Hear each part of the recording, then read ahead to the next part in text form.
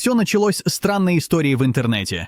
60-летний мужчина из Москвы по имени Петр утверждал, что не спал уже более 40 лет. Ни дневного сна, ни дремоты, ни малейшего бессознательного отдыха. Эта история, часто распространяемая на форумах и маргинальных блогах, не имела четкого источника, медицинской документации, прямых интервью, только слухи и пересказы из вторых рук. И все же эта идея разошлась, как лесной пожар. Может ли человек действительно обходиться без сна 4 десятилетия? Это утверждение было поразительным. Люди воображали себе сверхчеловеческий иммунитет, непревзойденную ясность ума и, возможно, секретный правительственный эксперимент. Но чем глубже, возникало больше вопросов. Где доказательства? Почему уважаемые новостные издания не рассказали о таком медицинском чуде? И самое главное, почему именно Москва? Богатая история города в области науки, медицины и секретности делала эту историю еще более захватывающей. Но чем больше мы искали, тем больше история рассыпалась на части.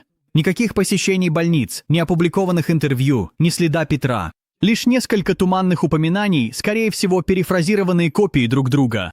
Это все больше походило не на медицинскую загадку, а на цифровую легенду. Тем не менее, даже у ложных историй есть корни. Человеческий мозг устроен так, чтобы верить в то, во что ему хочется верить. Это приводит к более важному вопросу. Существовали ли когда-либо настоящие люди, которые жили без сна? То, что мы обнаружили дальше, уводит нас далеко за пределы Москвы и в самые странные медицинские архивы на Земле. По всему миру несколько человек попадали в заголовки газет, якобы живя без сна. Один из самых известных – Пауль Керн, венгерский солдат Первой мировой войны, который получил пулю в голову. После ранения он утверждал, что больше никогда не спал. Удивительно, но он прожил в таком состоянии десятилетия. Но действительно ли он все это время был бодрствующим? Медицинские обследования в его эпоху были ограничены, так что мы никогда не узнаем наверняка. А вот Эл Херпин из Нью-Джерси утверждал, что не спал ни одной ночи в своей жизни. Врачи его обследовали и не смогли обнаружить явных признаков недосыпания. Он прожил до 80 с лишним лет, и, по сообщениям, у него не было признаков усталости. Тем не менее, некоторые эксперты подозревают, что он впадал в состояние микросна или легкой дремоты, сам того не осознавая. Возможно, самый загадочный современный случай – Яков Церперович из Беларуси. В конце 1970-х он утверждал, что полностью перестал спать после пережитого околосмертного опыта. Он даже заявлял, что больше не стареет. Однако медицинского подтверждения этому нет, а интервью часто противоречат друг другу. Несмотря на общественный интерес, ни одно независимое исследование не подтвердило его заявление. Каждый из этих случаев окутан тайной и не имеет научного обоснования. Они вызывают интерес, но в то же время представляют проблему. Ни один из этих людей никогда не находился под наблюдением в контролируемых условиях. Тем не менее, они оставляют нам один животрепещущий вопрос. Как долго человеческое тело может выжить без сна? То, что ученые обнаружили в ходе реальных экспериментов, может вас шокировать. В 1960-х годах старшеклассник по имени Рэнди Гарднер решил испытать свой организм на прочность. В рамках научного проекта он не спал целых 11 дней, примерно 264 часа, находясь под наблюдением врачей и исследователей. К 3-му дню у него начались перепады настроения и провалы в памяти. К 6-му дню у него появилась паранойя и начались галлюцинации. После окончания эксперимента Гарднер проспал почти 15 часов подряд. Его организму отчаянно требовалось восстановление. С тех пор никто не побил его рекорд под научным наблюдением. Почему? Потому что последствия длительного бодрствования опасны. Мозг начинает работать неправильно, иммунная система ослабевает, а галлюцинации становятся обычным явлением. Сон – это не просто роскошь, он необходим для выживания. Другие добровольцы и исследователи, которые пытались провести похожие эксперименты, сталкивались с тем же – дезориентация, тремор и когнитивный распад. Через 5-7 дней организм вынужденно переходит к микросну, коротким вспышкам бессознательного состояния, которые длятся всего несколько секунд. Они происходят даже с открытыми глазами. Самый долгий известный случай выживания без сна точно неизвестен, но ясно одно – у организма есть встроенные механизмы самозащиты. Полный добровольный отказ от сна на протяжении месяцев или лет противоречит всем известным принципам биологии. Если кто-то утверждал, что не спал десятилетиями, наука ожидала увидеть у его организма катастрофические повреждения. Однако в предполагаемых случаях, как у Питера, отсутствуют элементарные жалобы на здоровье. Это приводит к другому вопросу. Что именно происходит внутри организма, когда мы спим?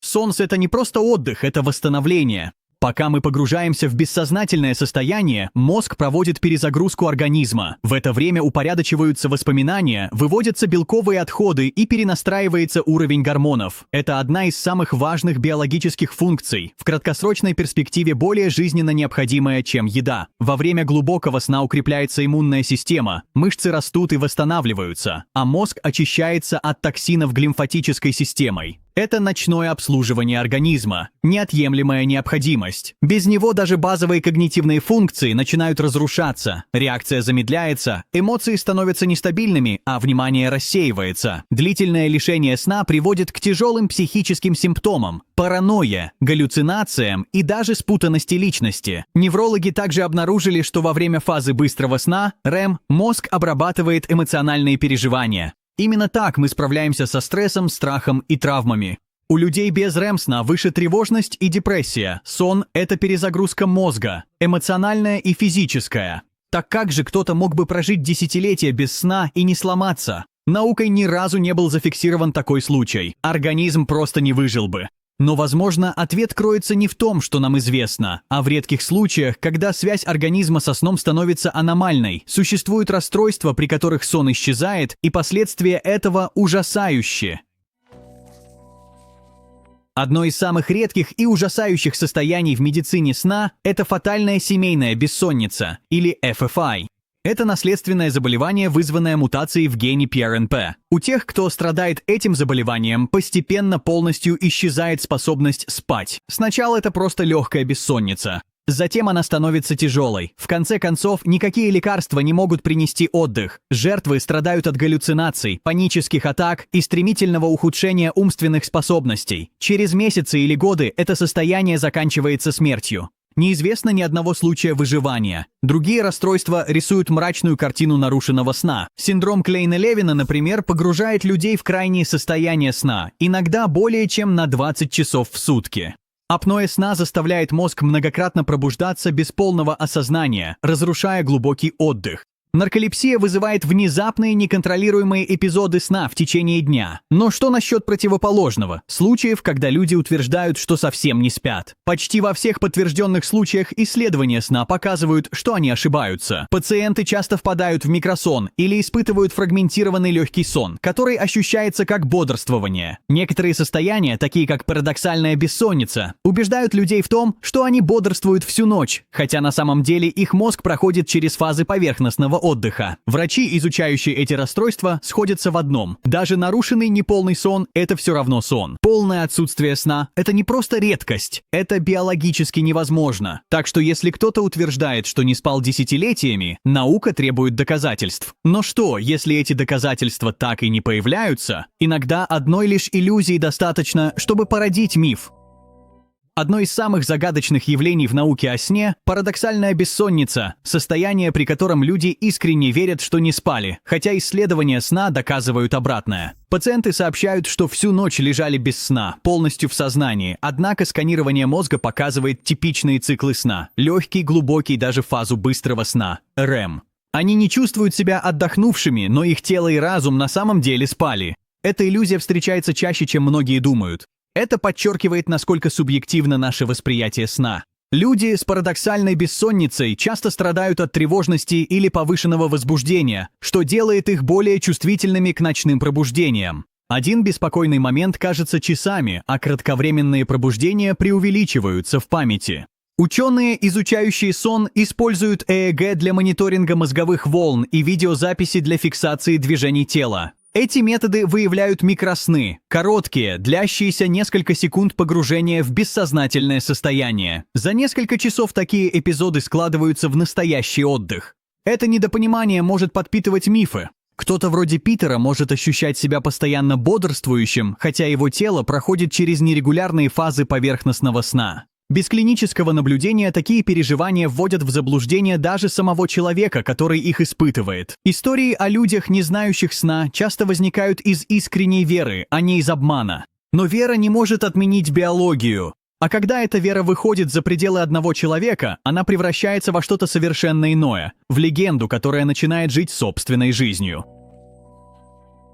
Современные мифы процветают в цифровую эпоху, и средства массовой информации часто невольно способствуют их распространению. Сенсационные истории, например, о человеке, который не спал 40 лет, сразу же привлекают внимание. Это означает больше просмотров, больше репостов и больше дохода. В результате некоторые издания снижают свои стандарты. Они публикуют заголовки, не проверяя факты, или пересказывают старые истории с новыми датами и расплывчатыми ссылками на экспертов или анонимные источники. Как только история вроде истории Питера появляется в интернете, другие сайты копируют и перепечатывают ее. Каждая новая версия становится более отточенной, более правдоподобной. Некоторые добавляют фото случайного мужчины из стоковых изображений. Другие создают драматичные ролики на YouTube с жуткой музыкой и непроверенными интервью. Вскоре эта история начинает казаться реальной не потому, что она правдива, а потому, что она повсюду. В этом замкнутом круге повторение подменяет доказательства. Читатели видят эту историю несколько раз и предполагают, что кто-то другой уже проверил факты. На самом деле никто этого не делал. Это как игра в испорченный телефон в цифровом мире, где каждая новая версия все дальше уходит от оригинала и от истины. И эта проблема не только для фантастических историй. Это подрывает доверие к настоящей науке. Когда вымысел выдается за факт, исследования тонут в потоке информации. А когда люди думают, что увидели правду в заголовках, они перестают задавать вопросы. Но ученые продолжают задавать вопросы. И когда речь о сне, у них есть мощные инструменты, чтобы отделить мифы от реальности. В своих лабораториях ученые буквально проверяют утверждения, подобные тем, что делает Питер. В лабораториях мифы сталкиваются с реальностью. Эти контролируемые помещения оснащены передовыми инструментами, отслеживающими организм во время отдыха. Электроэнцефалограммы или ЭЭГ фиксируют мозговые волны. Мониторы сердечного ритма, датчики дыхания и устройства для отслеживания глаз записывают движение. Ничто не ускользает от лаборатории. Потери сознания. Когда кто-то не спит, ученые-сомнологи приглашают в лабораторию. Процедура проста, но весьма показательна. Проведите ночи в лаборатории, пока оборудование фиксирует данные. Почти во всех задокументированных случаях результаты одинаковы. Пациенты действительно спят, даже если сами в это не верят. Часто они впадают в прерывистые или поверхностные стадии сна, которые не ощущаются как полноценный отдых. Но с биологической точки зрения мозг все равно выполняет свою работу. Эти открытия развенчали бесчисленное количество заявлений о бессоннице. Парадоксальная инсомния часто диагностируется именно так. Пациенты клянутся, что не спали, но результаты ЭЭГ говорят об обратном. Микросны, эти короткие бессознательные мигания мозга, также четко видны на сканах, даже если человек не осознает, что они произошли. В мире науки о сне данные не лгут. Заявления о десятилетиях без сна не выдерживают проверки жесткими доказательствами. Если бы кто-то действительно не спал хотя бы неделю, мозг бы проявил признаки коллапса. Тем не менее, во всех исследованиях сон в той или иной форме всегда присутствует. Так что же происходит, когда кто-то утверждает, что с ним все иначе? А что, если вместо отрицания сна человек, кажется, прекрасно функционирует почти без него? Это подводит нас к самым редким исключениям в науке о сне. Яков Теперович, электрик из Беларуси, появился в конце 1970-х с заявлением, которое ошеломило и врачей, и журналистов. Он не спал с тех пор, как пережил клиническую смерть. Согласно интервью, его жена отравила его, что привело к коме и остановке сердца. Он сказал, что больше не спал. Десятилетиями Теперович появлялся в таблоидах и телешоу Восточной Европы. Он утверждает, что у него идеальное здоровье, высокая энергия и острая умственная концентрация. В статьях его описывают как человека, который читает всю ночь, работает без остановки и проходит медобследования, ставящие врачей в тупик. Но серьезная проблема – ни один из этих источников не рецензируем, и ни одно исследование сна не подтверждает его утверждение. В интервью Теперович выглядит спокойным и красноречивым, но никогда не ссылается на больницы, врачей или клинические доказательства. Вся его история основана на его собственных словах. И несмотря на широкое распространение его истории, ни одна лаборатория сна никогда публично не задокументировала его поведение в течение нескольких ночей наблюдения. Некоторые ученые подозревают, что он может испытывать форму парадоксальной бессонницы или, возможно, преувеличенно легкий сон, при котором человек остается в сознании. Другие утверждают, что сообщения в СМИ преувеличили его заявление без должного расследования. История Теперовича завораживает, потому что звучит медицински невозможной, но при этом пугающе последовательной. Но без объективных доказательств она остается в той же категории, что и история человека из Москвы – увлекательная загадка без подтверждения. Так возможно ли, что эти случаи – настоящие медицинские чудеса, или это просто современный фольклор, основанный на заблуждениях? Давайте сопоставим все доказательства. После изучения десятилетий научных исследований, реальных клинических случаев и задокументированных расстройств сна становится ясно одно. Ни один человек никогда не был доказанно способен выжить без сна годами, не говоря уже о десятилетиях. Организм просто этого не допускает. От молекулярной биологии до нейронауки, каждая система человеческого организма зависит от регулярного сна для функционирования, восстановления и выживания. Истории вроде мужчины из Москвы или Якова Теперовича захватывают нас, потому что они бросают вызов нашим представлениям о возможном, но вера не доказательство. Медицинский журнал, рецензируемое исследование, подтвержденные отчеты из лаборатории сна не поддерживают эти утверждения. Во всех контролируемых тестах люди, считавшие, что не спали, испытывали какой-то уровень бессознательного отдыха, даже если он был фрагментированным или незаметным. Миф о человеке, не нуждающемся во сне, живет потому, что он очень силен. Это намекает на скрытые способности, эволюционные скачки или необъяснимые явления. Но на самом деле человеческое тело удивительно последовательно. Оно подчиняется своим собственным биологическим законам. Отсутствие сна со временем не приводит к сверхчеловеческой силе. Оно приводит к сбоям, разрушению и смерти.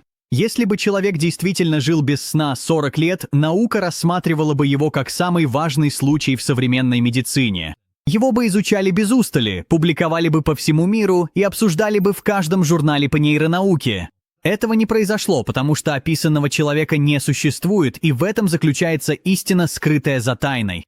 Не каждая история выдерживает свет пристального рассмотрения. Некоторые исчезают не потому, что они не увлекательны, а потому что реальность, хоть и менее драматична, гораздо честнее.